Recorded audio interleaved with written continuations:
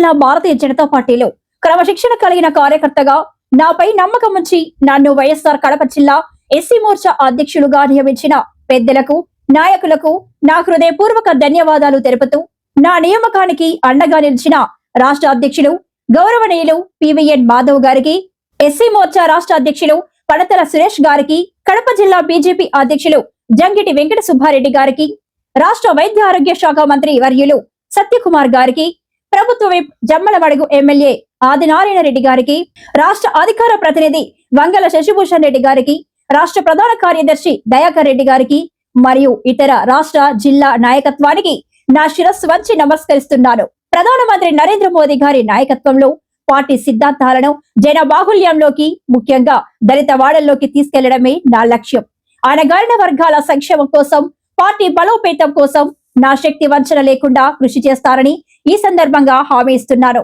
మీ doctor Putika Venkataramana, BJP SC Morcha జిల్లా అధ్యక్షుడు, YSR Kadapa. Welcome to R five TV news. Telugu Desam party వ్యవస్థాపక అధ్యక్షుడు స్వర్గీయ నందమూరి తారక రామారావు 30వ వర్ధంతి సందర్భంగా సూళ్లూరుపేట పట్టణంలో ఘనంగా స్మరణ కార్యక్రమం నిర్వహించారు. రైల్వే గేటు సమీపంలోని తెలుగుదేశం పార్టీ కార్యాలయం వద్ద జరిగిన ఈ కార్యక్రమంలో AMC chairman Akuthota Ramesh, party నాయకులు, కార్యకర్తలు, ఎన్టీఆర్ అభిమానులు పెద్ద సంఖ్యలో పాల్గొన్నారు. ఈ సందర్భంగా సూళ్లూరుపేట నియోజకవర్గ శాసనసభ్యురాలు డాక్టర్ నెలవల విజయశ్రీ ఎన్టీఆర్ చిత్రపటానికి పుష్పాంజలి ఘటించి నివాళులర్పించారు. అనంతరం మాట్లాడిన నాయకులు, ఎన్టీఆర్ రాజకీయ ప్రస్థానం, తెలుగు జాతి ఆత్మగౌరవాన్ని ప్రపంచానికి చాటిన ఆయన అపూర్వ సేవలను స్మరించుకున్నారు. పేదల పక్షపాతిగా, సామాజిక న్యాయానికి ప్రతీకగా నిలిచిన మహానేత ఎన్టీఆర్ కోట్లాది మంది ప్రజల హృదయాల్లో చిరస్థాయిగా నిలిచారని వారు అన్నారు. ముఖ్యమంత్రిగా ఆయన ప్రవేశపెట్టిన సంక్షేమ పథకాలు నేటికి ప్రజలకు ఆదర్శంగా నిలుస్తున్నాయని, పేదల జీవితాల్లో వెలుగులు నింపిన నాయకుడిగా ఎన్టీఆర్ చరిత్రలో చిరస్థాయిగా నిలిచిపోయారని పేర్కొన్నారు. ఈ కార్యక్రమంలో పలువురు సీనియర్ నాయకులు, యువ నాయకులు, మహిళా విభాగ ప్రతినిధులు, పార్టీ కార్యకర్తలు పాల్గొని ఎన్టీఆర్ ఆశయాలను ముందుకు తీసుకెళ్లేందుకు కట్టుబడి ఉంటామని సంకల్పం వ్యక్తం చేశారు.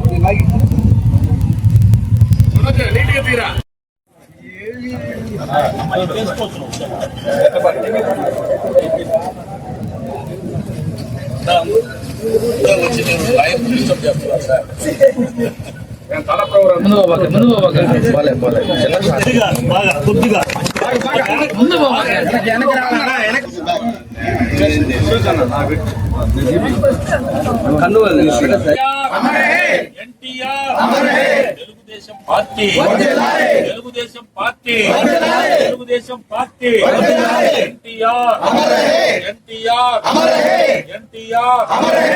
జై హింద్.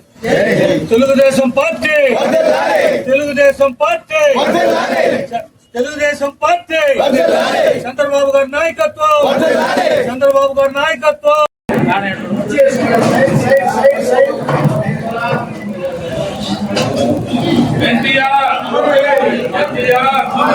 తెలుగుదేశం పార్టీ చంద్రబాబు నాయుడు గారి నాయకత్వం, లోకేష్ బాబు గారి నాయకత్వం. అభిమానంగా ఆయన్ని చూసుకుని మనందరూ చూస్తున్నాం. నిజంగా దైవానుకూలం. ఆ డేట్ లో 18వ తేదీ ఏడాది పండుగ రోజు చనిపోవడం అనేది నిజంగా అది దైవ నిర్ణయము. 30 సంవత్సరాలైనా చనిపోయి 1 year లో చనిపోయిన వాళ్ళని గుర్తు పెట్టుకున్నంత కార్యకర్తలు ఆ విధంగా ఉన్నారు. ఆయన దేవుడితో సమానం. మనకందరికి కూడా 82లో పార్టీ పెట్టి దరిదాపు ఇప్పుడు 40. ఎక్కడ ఆ రోజు ఎట్లయితే అభిమానులు ఆ రోజు 20 సంవత్సరాలు ఉన్నవాళ్ళు ఈ రోజు 65 సంవత్సరాలు ఉంటారు. ఎక్కడా కూడా తగ్గకుండా యువత ఎన్టీఆర్ మీద ఎంతో నమ్మకంగా ఆ రోజు 82లో స్టార్ట్ చేస్తే ఈ రోజు చంద్రబాబు నాయుడు నాయకత్వంలో పార్టీ ఇంకా ఎల్లకాలం తెలుగు జాతి ఉన్నంత వరకు తెలుగుదేశం పార్టీ ఉంటుందని మీకు అందరికీ తెలియజేస్తూ, పెద్ద ఆయన 8 సంవత్సరాలు ముఖ్యమంత్రిగా ఉన్నాడు. ఆయన ఉన్న రోజుల్లో అసలు రాజకీయం అనేది ఎవరికి తెలియదు. ఆయన వచ్చిన తర్వాతనే బీసీలకి నాయకత్వం ఇవ్వడం అయితేమి, ఎస్టీలకి ఎస్సీలకి నాయకత్వం ఇవ్వడం అయితేమి, ఆ రోజు ఆయన చేసిన పనే ఈ రోజు అందరూ కూడా బీసీలు ఎమ్మెల్యేలు అయితేనేమి, అదేవిధంగా మండల పార్టీ ప్రెసిడెంట్లు అయితేమి, మండలాధ్యక్షులు అయితేమి, ఎన్నో కూడా ఆయన చేసిన సంస్కరణే ఈ రోజు మనం అందరూ అనుభవిస్తున్నాము. మీ ముఖ్యంగా చెప్పేది అంటే తెలుగుదేశం పార్టీ ఎన్టీఆర్తో పుట్టిన పార్టీ. ఈ రోజు వాళ్ళ అల్లుడు ముఖ్యమంత్రి చంద్రబాబు నాయుడు చక్కగా ఎన్నో కష్టాలు వచ్చి 50 రోజులు ఆయన జైల్లో ఉన్నాడు చంద్రబాబు నాయుడు. మనం ఒక్క రోజు జైల్లో కనిపోయినామంటే ఇంట్లో వాళ్ళు తల్లడిల్లిపోతారు. నీకెందుకయ్యా ఈ రాజకీయం, ఏదో తిరగతా ఉన్నాం గమ్మున్నాము, నువ్వు ఒక రోజు జైలుకి పోతే మా బతుకేమైంది అనే రోజుల్లో ఆయన 50 రోజుల నుండి పార్టీని పటిష్టంగా బయట తీసుకువచ్చాడు. మన అందరికీ తెలుసు, ఎన్టీఆర్ ముఖ్యమంత్రి అయినప్పుడు 2 రూపాయల కిలో బియ్యం మొట్టమొదటిసారిగా ఎన్టీ రామారావు అమలు వచ్చింది. 2 రూపాయల కిలో బియ్యం నిజంగా అది ఆ రోజుల్లో శాసనం. అదేవిధంగా తెలుగు గంగ అనేది అసలు ఎవరూ ఊహించలా. ఈ రోజు తెలుగు గంగలో మెడ్రాసు నీళ్లు తర్వాత సంగతి, ప్రతి గ్రామంలో మన నియోజకవర్గంలో కూడా తెలుగు గంగ కాలవపోతూ ప్రతి రైతుకు నీళ్లు అందిస్తున్నారు. నిజంగా ఆ సాహసోపేత నిర్ణయాన్ని ఎవరైనా తీసుకోగలరా? ఆ రోజు ఎంజీఆర్ ఎన్టీఆర్ కలయికతో ఆ రోజు ఇందిరాగాంధీ ప్రైమ్ మినిస్టర్ ఉన్నప్పుడు ఆమెను ఒప్పించి తెలుగు గంగ కాలువ తెచ్చాడు. ఇది అందరూ కూడా మనం గర్వించాలి. మన నాయకుడు చంద్రబాబు నాయుడు కూడా ఆయన ఆలోచన నదులన్నీ అనుసంధానం చేయాలా అనేది ఆయన చిరకాల కోరిక. తప్పకుండా ఈ 3 సంవత్సరాలు ప్లస్ 2029 కూడా చంద్రబాబు నాయుడే ముఖ్యమంత్రి చేయాలని కార్యకర్తలందరూ కూడా మనం దీక్షగా పనిచేయాలి. ఇప్పటి నుంచి కూడా మన ఎలక్షనే ఆయన ఇచ్చిన నిర్ణయం ఏంటంటే, బాబు గారు 2029లో మనం ఏ విధంగా గెలవాలి, అది మనం ఇప్పటి నుంచి కూడా మనం ఏదైనా చిన్న ఉంటే అందరూ సర్దుకొని పార్టీని ఇంకా బలోపేతం చేసి 2029లో చంద్రబాబు నాయుడు ముఖ్యమంత్రి అయితేనే ఈ రాష్ట్రం సస్యశ్యామలుగా ఇంకో 5 years ఉంటే అమరావతి అదేవిధంగా అన్ని కార్యక్రమాలు సంతృప్తిగా జరుగుతుందని ఈ సభాముఖంగా తెలియజేస్తూ ఈ అవకాశం ఇచ్చిన పార్టీ నాయకులకి కార్యకర్తలందరూ కూడా నా ధన్యవాదాలు తెలియజేస్తున్నాను. నందమూరి తారక రామారావు గారు అలాగే తెలుగుదేశం కుటుంబ సభ్యులందరూ కూడా దైవంగా భావించే నందమూరి తారక రామారావు గారి 30వ వర్ధంతి సందర్భంగా ఇక్కడికి విచ్చేసిన నాయకులు, కార్యకర్తలు, తెలుగుదేశం కుటుంబ సభ్యులు, మీడియా మిత్రులకి అందరికీ కూడా నమస్కారాలు తెలియజేస్తున్నాను. పెద్దలందరూ కూడా నందమూరి తారక రామారావు గురించి అన్ని కూడా చెప్పారు.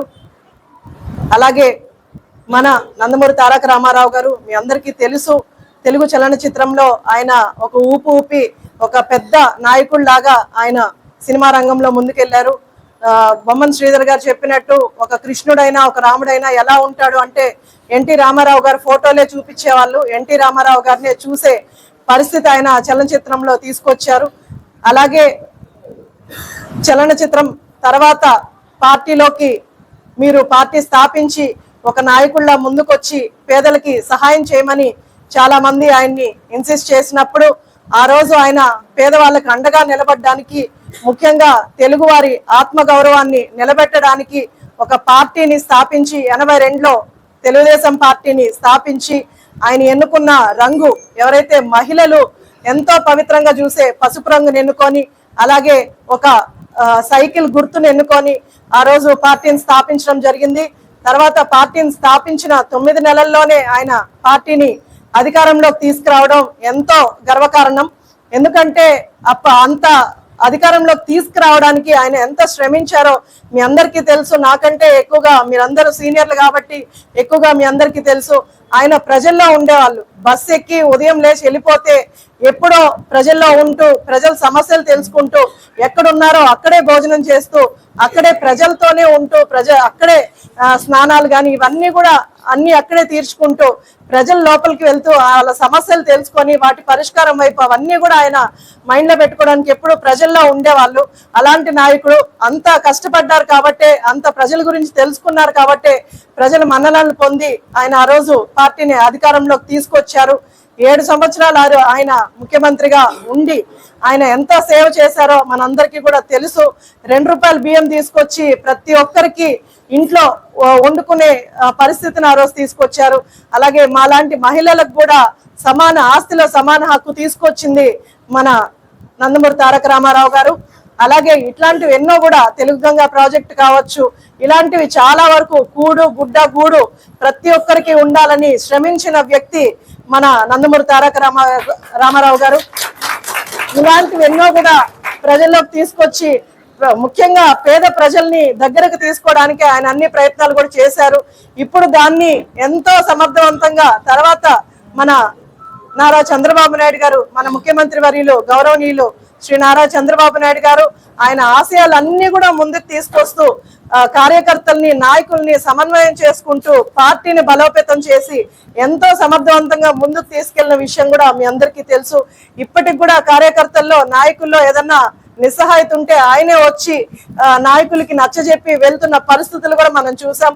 అలాగే మీ అందరికీ తెలియని విషయం కూడా ఏంటంటే తాతకు తగ్గ మనవడు అన్నట్టు మన యువ నాయకులు నారా లోకేష్ గారు ఎంత ప్రాపర్ గా ఎంత సమర్థవంతంగా పార్టీని ముందుకు తీసుకెళ్తున్నారంటే గ్రామ స్థాయి నాయకుల నుంచి జిల్లా స్థాయి నాయకులు, రాష్ట్ర స్థాయి నాయకుల నుంచి కూడా చాలా జాగ్రత్తలు తీసుకుంటూ కొత్త యువతని ముందుకు తీసుకొస్తూ ఎన్నో చేంజెస్ చేస్తూ ఇప్పుడు ప్రతి నియోజకవర్గంలో రాష్ట్రంలో ప్రతి నియోజకవర్గానికి వెళ్ళి ఉత్తమ కార్యకర్తలకు అవార్డులు ఇవ్వడం కానీ ఇట్లా కార్యకర్తల్ని కలుపుకొని కార్యకర్తలతో సమావేశం ఏర్పాటు చేసుకొని వాళ్ళ సమస్యలు తెలుసుకుంటూ వాటికి ఏం పరిష్కారం చేయగలమని డిస్కస్ చేస్తూ నాయకుల్ని పిలిపించి 1-to-1 మాట్లాడుతూ సమస్యలు తెలుసుకుంటూ ఈరోజు మీ అందరికీ తెలుసు గతంలో నారా లోకేష్ గారు పార్టీలోకి వచ్చినప్పుడు ఎన్ని విన్నారంటే అంటే అవతల పార్టీ వాళ్ళు ఎన్ని ఆయన అన్నారో మనందరం కూడా చూసాం.